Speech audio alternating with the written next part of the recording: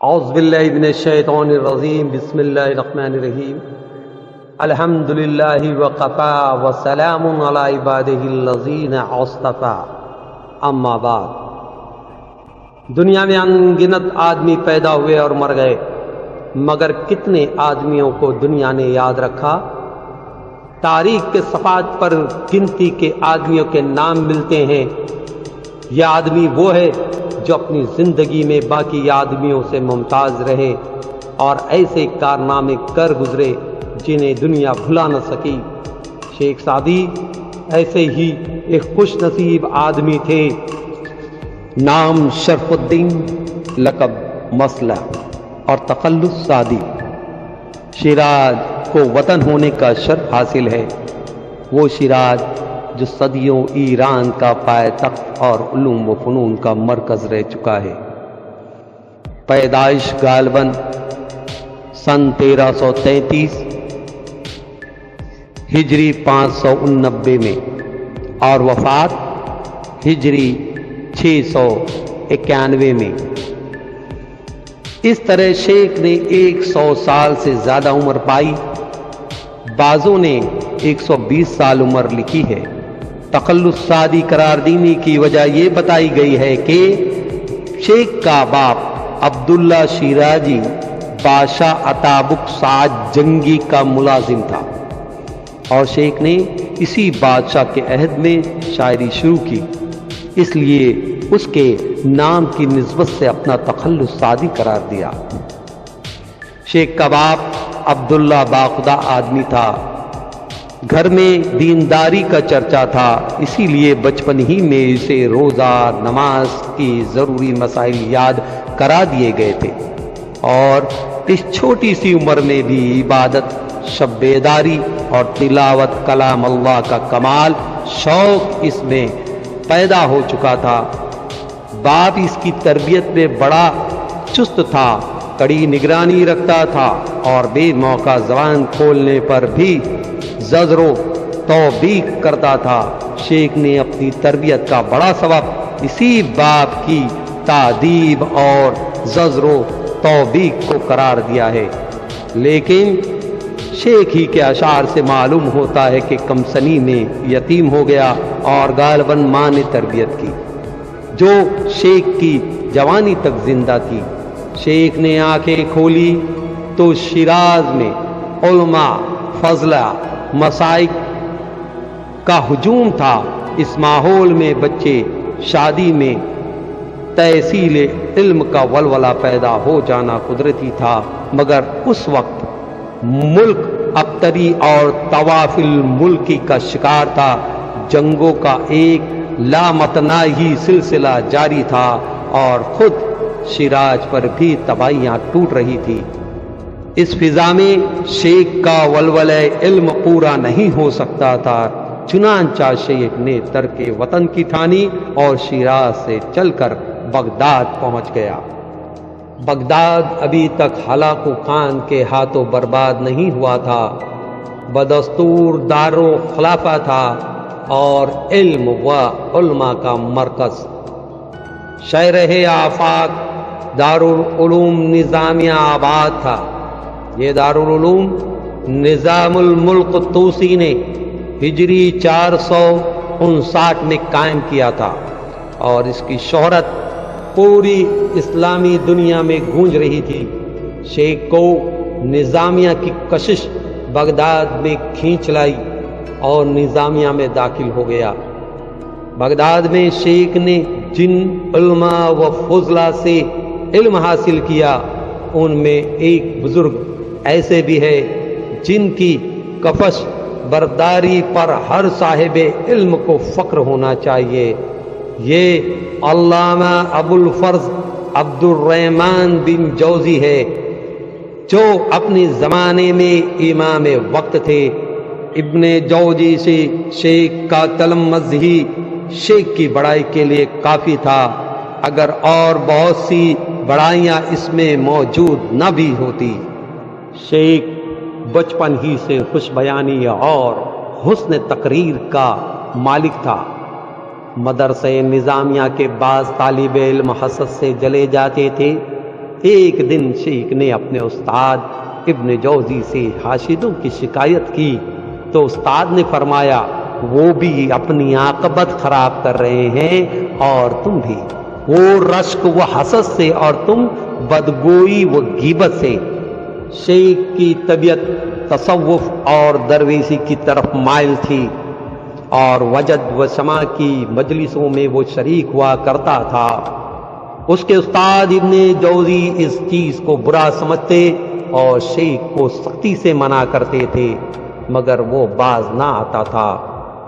آخر ایک بد آواز قوال سے پالا پڑ گیا اور ساری رات اسی مکر و صحبت میں بسر ہوئی۔ جب صحبت ختم ہوئی تو شیخ نے سر سے عمامہ اتارا اور جیب سے 1 دینار نکالا۔ پھر یہ دونوں چیزیں قوال کی نظر کر دیں۔ ساتھیوں نے تعجب کیا تو شیخ نے کہا، قوال صاحب کرامت بزرگ ہے، استاد کی نصیحت نے وہ اثر نہیں کیا جو اس کے لہنے داؤدی نے کیا ہے، اور اب میں شمع سے توبہ کرتا ہوں۔ شیخ نے کتنی مدت طالب علمی کی؟ بعض تذکروں میں 23 برس لکھا ہے۔ بہرحال شیخ جب تحصیل علم سے فارغ ہوا تو دفتر کائنات کے مطالعے کی ٹھانی اور سیاحی پر کمر بستہ ہو گیا۔ بعضوں نے لکھا ہے کہ شیخ کی سیاحی بھی 23 برس جاری رہی۔ یہ صحیح ہو یا نہ ہو، مگر یہ واقعہ ہے کہ شیخ بہت بڑا سیاح گزرا ہے۔ شام یا عراق کے ایک شہر میں شیخ کو ایک دلچسپ واقعہ پیش آیا۔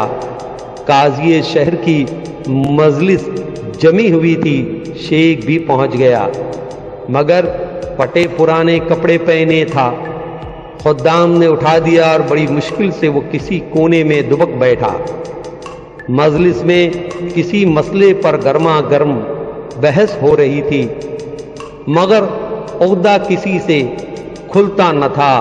شیخ سے نہ رہا گیا اور سر اٹھا کر بلند آواز سے گفتگو کی اجازت چاہی۔ شاندار لباس میں ملبوس علماء خرقہ پوش درویش کو دیکھ کر متعجب ہوئے، مگر جب شیخ نے مسئلے کو نہایت خوبی و فصاحت سے صاف کر دیا تو قاضی صاحب نے مسند چھوڑ دی اور عمامہ سر سے اتار کر شیخ کے سامنے رکھ دیا۔ شیخ نے کہا، یہ غرور کا اوزار ہے، مجھے نہیں چاہیے۔ شیخ کے کلام سے معلوم ہوتا ہے کہ وہ بے سر و سامان متوکل درویشوں کی طرح سفر کرتا اور ہر قسم کی تکلیفیں جھیل جاتا تھا، مگر اف تک نہ کرتا تھا۔ ایک مرتبہ دمشق میں تھا، مگر وہاں جوانوں سے ناراض ہو کر فلسطین کے بیاباں میں جا بیٹھا۔ یہ صلیبی جنگوں کا زمانہ تھا۔ وہاں عیسائیوں نے اسے پکڑ لیا اور طرابل شرق کے علاقے میں خندق کھودنے کے کام پر دوسرے قیدیوں کے ساتھ لگا دیا۔ شیخ صبر و شکر سے، جو اہل اللہ کا خاصہ ہے، یہ مشقت برداشت کرتا رہا۔ مدت کے بعد حلب کا ایک معزز آدمی اس طرف سے گزرا اور شیخ کو جانتا تھا۔ اس حالت میں دیکھ کر بہت ملول ہوا۔ 10 دینار دے کر شیخ کو قید فرنگ سے چھڑایا اور اپنے ساتھ حلب لے گیا۔ اسی قدر نہیں بلکہ شیخ سے اپنی بیٹی کا نکاح بھی 100 دینار مہر معجل پر کر دیا، مگر بیوی سخت بد مزاج اور زبان دراز نکلی۔ شیخ کا دم ناک میں کر دیا۔ ایک دن شیخ کو تانا دیا، حضور وہی تو ہیں جنہیں میرے باپ نے 10 دینار میں خریدا ہے۔ شیخ نے برجستہ جواب دیا، جی ہاں میں وہی ہوں، آپ کے باپ نے مجھے 10 دینار میں مول لیا اور 100 دینار میں آپ کے ہاتھ بیچ ڈالا۔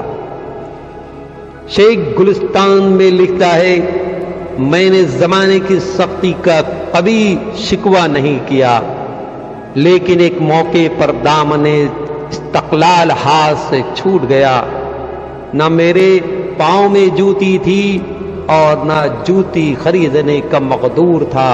اسی حالت میں غمگین و تنگ دل کوفے کی جامع مسجد میں پہنچا۔ کیا دیکھتا ہوں، ایک شخص پڑا ہے جس کے سرے سے پاؤں ہی نہیں ہے۔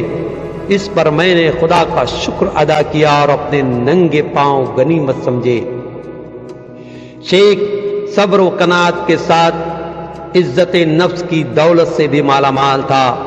وہ اسکندریہ میں سخت قحط کے زمانے میں موجود تھا اور دوسرے درویشوں کے ساتھ بھوک کی سختیاں جھیل رہا تھا۔ شہر میں ایک ہجڑا بڑا دولت مند تھا اور غریبوں پردیشیوں پر اس کے دروازے کھلے رہتے تھے۔ شیخ کے بعض رفقا نے اس ہجڑے کی دعوت میں چلنے کی ترغیب دی تو شیخ نے نہایت خوددارانہ جواب دیا، شیر بھوک سے مر بھی جاتا ہے مگر کتے کا جھوٹا نہیں کھاتا۔ چینی ترکستان کے صدر مقام کاشغر میں شیخ کی زندہ دلی کا ایک واقعہ قابل ذکر ہے۔ یہ وہ زمانہ ہے کہ تاتاریوں اور خوارزمیوں میں عارضی صلح ہو چکی ہے۔ ایک طالب علم کو دیکھا کہ کتاب ہاتھ میں لیے ضرب زید عمرن رٹ رہا ہے، ضرب زید عمرن رٹ رہا ہے۔ شیخ لڑکے سے کہنے لگا، کیوں میاں صاحب زادے، خوارزم و خطا میں تو صلح ہو گئی مگر زید و عمر میں مار پیٹ چلی جاتی ہے۔ طالب علم ہنس پڑا اور شیخ کا وطن پوچھا۔ شیراز کا نام سنا تو فرمائش کی، شادی کا کچھ کلام یاد ہو تو سناؤ۔ شیخ نے حسب موقع یہ شعر موضوع کر کے پڑھا، اے دل اشاک بادام توسید، معبت و مشغول و توبہ عمر و زید۔ بعد میں کسی نے بتایا کہ شادی یہی ہے، مگر اب شیخ کاشغر سے رخصت ہو رہا تھا۔ شیخ نے ہندوستان آ کر سومناتھ کا مندر بھی دیکھا تھا، دیکھا ہی نہیں تھا بلکہ ہندو بن کر اس میں رہا بھی تھا۔ سومناتھ کا یہ واقعہ شیخ نے بستان کے 8ویں باب میں لکھا ہے، مگر جس طرح لکھا ہے اس واقعے نے افسانے کی صورت اختیار کر لی ہے۔ طویل سیاحت کے بعد شیخ قطع اللہ خان ابو بکر سعد کے عہد حکومت ہجری 698 میں شیراز واپس آیا۔ بادشاہ علماء سے بدظن اور جاہل فقراء سے خوش عقیدہ رہتا تھا۔ دینی مصلحتوں کے پیش نظر شیخ پورا درویش بن گیا، اور شیخ نے یہ بہت اچھا کیا جیسا کہ واقعات شاہد ہیں۔ درویش کے روپ میں اسے موقع مل گیا کہ اپنا اصلاحی مشن پوری کامیابی سے چلائے، اور اس نے بڑی خوبی و دلیری سے اسے چلایا۔ گلستان اور بوستان اس کی یہ دونوں کتابیں اس کی کامیابی کی زندہ شہادتیں ہیں۔ ان کتابوں میں شیخ نے نقلی درویشوں اور بدراہ بادشاہوں کی خوب کلی کھولی ہے۔ شیخ کی جادو بیانی اور فصاحت و بلاغت کا شہرہ اس کی زندگی ہی میں تمام ایران، ترکستان، تاتار اور ہندوستان میں اس قدر پھیل گیا تھا کہ اس زمانے کی حالت پر لحاظ کرنے کے بعد، جب نہ ریل تھی، نہ تار، نہ اخبار، سخت حیرت ہوتی ہے۔ خود شیخ کو بھی اپنی اس خوش نصیبی کا حال معلوم تھا۔ چنانچہ آسودگی دل کے ساتھ گلستان کے دیابچے میں لکھتا ہے، ذکر جمیل سعدی کے دار افواہ عام، افتاد وسیعت سقنش کے ور بسیط زمین رفتہ۔ یہ شہرہ ہی تھا کہ دربار خان شہید سلطان محمد قاآن نے ملتان آنے کی دعوت بھیجی، مگر شیخ بڑھاپے کے سبب نہ آ سکا۔ شیخ کی تصانیف میں گلستان اور بوستان ایسی کتابیں ہیں کہ فارسی زبان میں کوئی کتاب ان سے زیادہ مقبول اردو مطبوع خاص و عام نہیں ہوئی۔ ایران، ترکستان، تاتار، افغانستان اور ہندوستان میں ان کتابوں کی تعلیم تقریباً 700 برس سے برابر جاری ہے۔ بچپن میں ان کی تعلیم شروع ہوتی ہے اور بڑھاپے تک مطالعے کا شوق رہتا ہے۔ لاکھوں استادوں نے انہیں پڑھایا اور کروڑوں شاگردوں نے انہیں پڑھا۔ ان کے بے شمار نسخے خوش نویسی کے قلم سے لکھے گئے اور بے حساب ایڈیشن چھاپے گئے۔ مشرق و مغرب کی اکثر زبانوں میں ان کے ترجمے ہوئے۔ مشائخ اور علماء نے ان کی عزت کی، بادشاہوں نے ان کو سلطنت کا دستور عمل بنایا۔ انشا پردازوں اور شاعروں نے ان کی فصاحت و بلاغت کے آگے سر جھکایا اور ان کے تتبع سے عاجز رہنے کا اقرار کیا۔ ان کا نام جس طرح ایشیا میں مشہور ہے، اسی طرح یورپ و امریکہ میں بھی عزت سے لیا جاتا ہے۔ غور تو کرو، گلستان میں نہ غزل عاشقانہ ہے، نہ قول عارفانہ، نہ بہادروں کے کارنامے، نہ فوق العادات قصے، نہ حقائق و معارف، نہ اسرار شریعت، نہ نقاط طریقت، بلکہ اس کی بنیاد محض اخلاق و پند و معزت پر رکھی گئی، جس سے زیادہ بے نمک مضمون ہو نہیں سکتا۔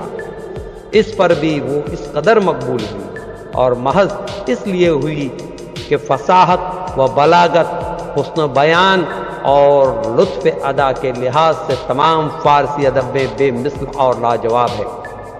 اسی ہی لیے دنیا کی ہر زندہ قوم نے گلستان کا اپنی زبان میں ترجمہ کیا اور گلستان زندہ جاوید بن چکی ہے۔